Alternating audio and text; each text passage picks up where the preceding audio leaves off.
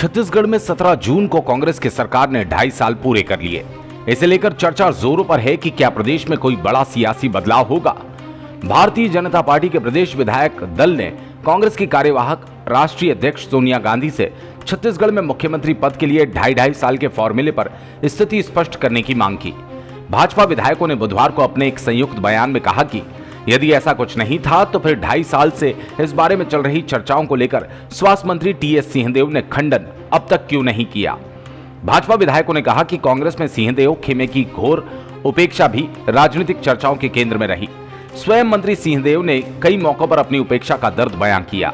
प्रदेश सरकार में एक खेमे द्वारा हर मौकों पर मंत्री सिंहदेव की उपेक्षा और महत्वपूर्ण शासकीय निर्णयों, यहां तक कि स्वास्थ्य मंत्रालय की बैठकों तक से दूर रखा जाने को प्रदेश ने देखा। भाजपा विधायकों ने कहा, अब इस बात की सच्चाई भी सामने आनी चाहिए कि मुख्यमंत्री पद के लिए आखिर क्या समझौता हुआ। अब बिना किसी देर के कांग्रेस राष्ट्रीय अध्यक्ष को सब कुछ साफ कर देना चाहिए।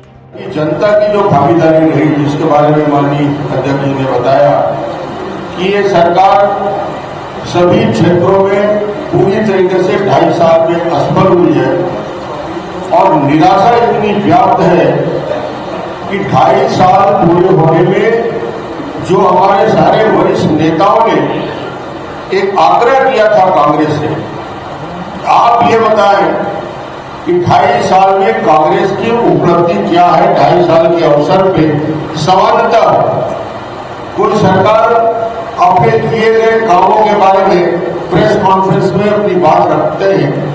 हमारी पहली सरकार है जो कितनी निराश है, वो कोई डेवलपमेंट के विकास के कामों को गिनाने वो बातें बड़ा महत्वपूर्ण होती हैं।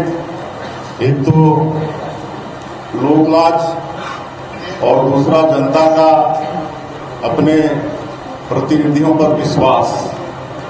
लेकिन छत्तीसगढ़ में कांग्रेस की जो सरकार अपना कार्यकाल का आधा समय काट चुकी है,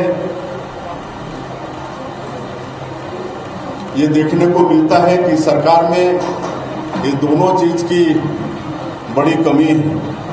न तो प्रदेश सरकार लोकलाज का परवाह किया है और न जनता के भरोसे की भी तनिक ही चिंता की है।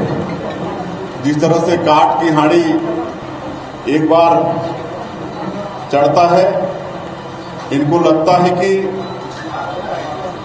इनको 5 वर्ष का ये अवसर मिला है, इसका इस्तेमाल कर लो और छुट्टी पाओ।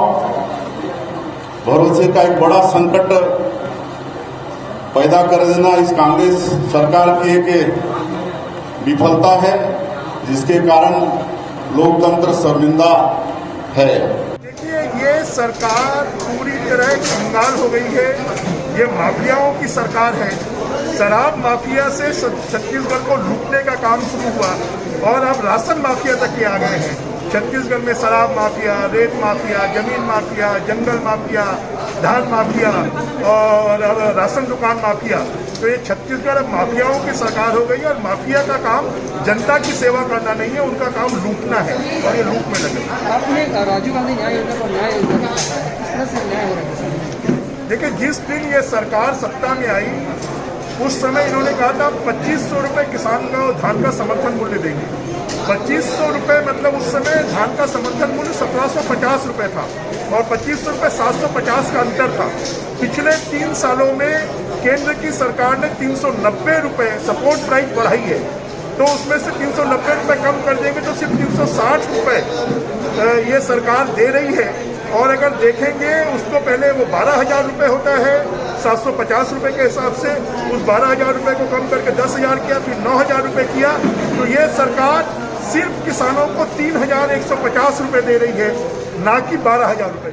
2.5 साल का विवाद और सरकार का रुख। बता दें कि कांग्रेस ने जब छत्तीसगढ़ का विधानसभा चुनाव जीत लिया तो कहा जाता है कि सीएम विधायकों में सबसे ज्यादा समर्थन टीएस सिंहदेव को मिला। इसके बाद तब राहुल गांधी ने मुख्यमंत्री पद के 4 संभावित उम्मीदवारों टीएस सिंहदेव, ताम्रध्वज साहू, भूपेश बघेल और चरणदास महंत से अपने आवास पर मुलाकात की और उनसे बात की। आलाकमान ने भूपेश बघेल का नाम तय किया। नाराज खेमे को भी खुश करने के लिए तभी से चर्चा जोरों पर थी कि 2.5 साल बाद सिंहदेव को मौका दिया जाएगा।